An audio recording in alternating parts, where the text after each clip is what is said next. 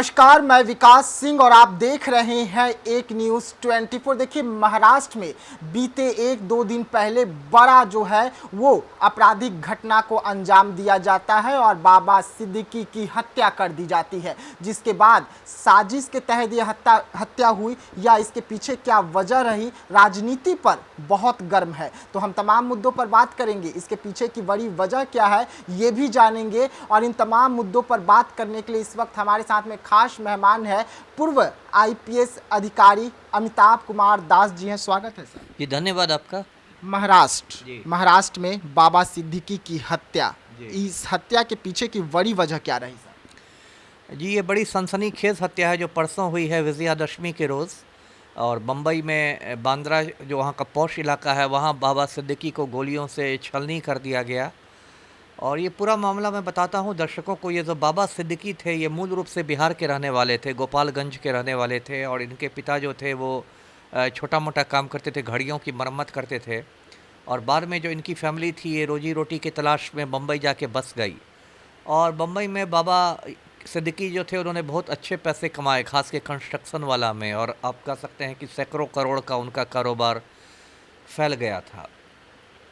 और उसके बाद वो राजनीति में भी आए और राजनीति में उनको सुनील दत्त का आशीर्वाद मिला। सुनील दत्त जो फिल्म अभिनेता थे, सांसद और मंत्री भी रहे। और सुनील दत्त के आशीर्वाद से बाबा सिद्दीकी काफ़ी आगे बढ़े। वो 3 बार बांद्रा वेस्ट से, बांद्रा पश्चिम से विधायक रहे, कांग्रेस की सरकार में कुछ समय मिनिस्टर भी रहे। और इस समय उनका बेटा जीशान सिद्दीकी विधायक है, बांद्रा ईस्ट का विधायक है। और 48 साल तक बाबा सिद्दीकी ने कांग्रेस की राजनीति की। अभी कुछ महीने पहले लेकिन वो एनसीपी में आ गए, अजीत पवार गुट में। और बाबा सिद्दीकी की एक और वजह थी जिसकी वजह से उनको लोग जानते थे, वो बम्बई में बहुत शानदार इफ्तार पार्टियां दिया करते थे। दर्शकों को पता होगा जो रमज़ान का महीना होता है तो सूरज डूबने के बाद जब मुसलमान लोग रोज़ा खोलते हैं तो उसको इफ्तार कहते हैं। तो बाबा सिद्दीकी की इफ्तार पार्टियां होती थी बम्बई में और उसमें बॉलीवुड के बड़े बड़े सितारे आते थे। और कहा जाता है कि 2013 में जब सलमान खान और शाहरुख खान में कुछ तनातनी हो गई थी, बोलचाल बंद थी, तब भी बाबा सिद्दीकी ने दोनों को इफ्तार पर बुलाया था और दोनों में एक तरह से दोस्ती करा दी थी, गले मिलवा दिए थे। तो काफ़ी उनकी धमक थी बॉलीवुड में बाबा सिद्दीकी की। तो वैसे आदमी की अचानक हत्या कर दी गई। उसमें 2 शूटर्स तो मौके से पकड़ लिए गए, एक को बाद में पकड़ा गया, 3 लोग अब तक पकड़े जा चुके हैं। अब देखिए इसमें नाम आ रहा है लॉरेंस बिश्नोई गिरोह का। ये जो लॉरेंस बिश्नोई है बहुत खूंखार अपराधी है, इन दिनों गुजरात के साबरमती जेल में बंद है। लेकिन कहा जाता है कि जेल से ही ये पूरे अपने गिरोह का संचालन करता है। इसका दाहिना हाथ है गोल्डी बरार, वो कनाडा में रहता है।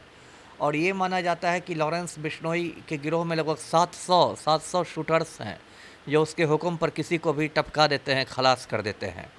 और ये जो लॉरेंस बिश्नोई है ये बहुत दिनों से सलमान खान के खून का प्यासा है। दर्शकों को याद होगा कि कुछ साल पहले सलमान खान ने जोधपुर में काले हिरण का शिकार कर दिया था। और ये जो काला हिरण होता है ये बिश्नोई बिरादरी के लोग इसको बहुत पवित्र मानते हैं, इसकी पूजा करते हैं। और उसी बिश्नोई बिरादरी से लॉरेंस बिश्नोई भी आता है। तो इसने सलमान खान को धमकी दी कि तुमने हमारे पवित्र जानवर को मार डाला तो मैं तुम्हें नहीं छोड़ूंगा। उसका सलमान खान की सुरक्षा भी बढ़ाई गई। इसी बीच इसने कुछ और बड़ी बड़ी हत्याएं करवाई, जैसे 2022 में इसने सिद्धू मूसेवाला को मरवा दिया जो एक बड़ा पंजाबी गायक था। उसका 2023 में इसने सुखदेव सिंह गोगामेड़ी को मरवा दिया जो करणी सेना का अध्यक्ष था, जयपुर में उसकी हत्या हो गई। और अब 24 में आके इसने बाबा सिद्दीकी को मरवा दिया है। तो देखिए जो भी बात है ये बहुत सिस्टम की बहुत बड़ी विफलता है कि एक माफिया डॉन आराम से पूरे हिंदुस्तान में नंगा नाच कर रहा है और आप उस पर कंट्रोल नहीं कर पा रहे हैं। जो हमारे प्रधानमंत्री हैं मोदी जी बहुत हाँकते हैं कि मेरा 56 इंच का सीना है, और उनके चमचे बताते हैं हम लोग को कि मोदी जी तो एक फ़ोन कॉल पर यूक्रेन का युद्ध रुकवा देंगे। लेकिन देखिए मोदी जी की क्या दुर्दशा हो गई है कि वो लॉरेंस बिश्नोई के आगे बिल्कुल लाचार हैं। उनका 56 इंच का सीना पिचक गया है। जो हमारे तड़ीपार गृह मंत्री हैं अमित शाह वो बेबस हैं, वो कुछ नहीं कर पा रहे हैं। जो हमारे राष्ट्रीय सुरक्षा सलाहकार हैं अजीत डोभाल, वो भी IPS थे, वो बिल्कुल लाचार हैं। तो लॉरेंस बिश्नोई मतलब जेल से संचालन करता है गिरोह का, जिसको चाहता है मरवाता है, खलास करवा देता है। ये तो पूरे देश के मतलब व्यवस्था पर एक बहुत बड़ा सवालिया निशान लग गया है। और बाबा सिद्दीकी तो कोई आम आदमी थे नहीं, एक ख़ास आदमी थे, बड़े बड़े लोगों के साथ उठना बैठना उनका था, खुद मिनिस्टर रह चुके थे। तो जब ख़ास आदमी बम्बई में नहीं सुरक्षित है, वो भी विजयादशमी के दिन जिस दिन पुलिस ज़्यादा चौकसी में रहती है, ज़्यादा अलर्ट रहती है, तो उस समय यदि ऐसा हो सकता है तो बताइए आम आदमी इस देश में कहाँ रहेगा? जी। अगर हम बात करें सर लॉरेंस बिजनोई की, तो लगातार बड़े-बड़े लोगों को उन्होंने हत्या करवाया। उसके बाद भी जेल से उनका पूरा नेटवर्क चल रहा है, तो सरकार की विफलता कहाँ पे है कि उनकी नेटवर्क पर नकेल नहीं कस पा रही है? आखिरकार जो जेल से ऑर्डर निकलता होगा, तो कोई तो उनसे मिलने जाता होगा या वहाँ एक पूरी सिस्टम एक्टिव है? उसी पर मैं बोलने जा रहा था ना कि यदि सरकार चाहे तो 1 मिनट में बंद करा सकती है। देखिए वो खुद तो जेल में बंद है, तो जेल से यदि वो अपने हुक्म जारी करता है, तो 2 ही तरीके उसके हैं मेनली, या तो वो मोबाइल पर हुक्म देगा या जो लोग उससे मुलाकाती बन के आते होंगे उनके ज़रिए वो हुक्म देगा, 2 ही मेन तरीके हैं। जी। तो इसको तो सरकार 1 मिनट में रोक सकती है ना, यदि आप जेल के बाहर जैमर लगा देते हैं, तो मोबाइल का सिग्नल आना बंद हो जाएगा। तो अब मोबाइल का सिग्नल ही नहीं आएगा तो खाक बात करेगा वो। दूसरी बात है कि जब उससे मुलाकाती हर कैदी को अधिकार होता है कि उससे मुलाकाती मिलने आते हैं उसके परिवार के लोग या दोस्त लोग।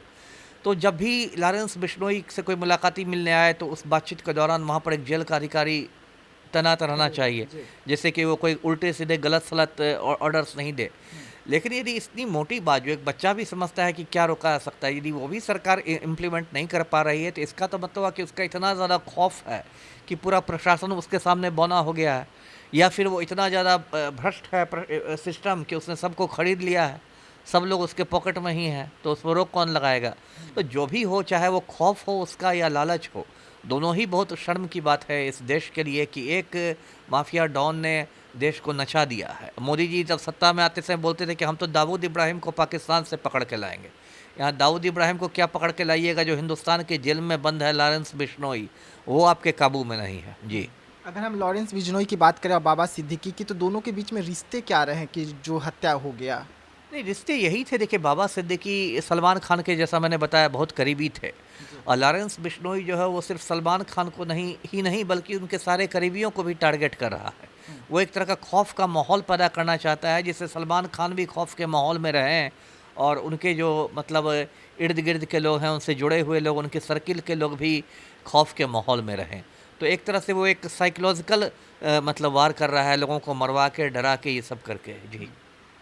देखिए महाराष्ट्र में एक हत्या होता है, हत्या के पीछे जो नाम निकलकर सामने आता है वो लॉरेंस बिजनोई का। ये वही है जो सलमान खान को बीते 1-2 साल पहले हत्या करने के लिए धमकी दिया गया था, और कई हत्या ये कर चुके हैं, लेकिन उसके बाद भी जेल में होते हुए इनका पूरा गिरोह जो है वो पूरे भारत देश में काम कर रहा है, और सरकारी एजेंसियां जो हैं इसका पता तक नहीं कर पा रही है, और बड़े नेताओं से लेकर बड़े लोगों का हत्या बड़े आराम से लॉरेंस बिजनोई जेल में बैठे हुए कर दे रहा है। तो ऐसी तमाम खबरों के लिए आप रहिएगा एक न्यूज़ 24 के साथ। दीजिएगा इजाज़त। धन्यवाद।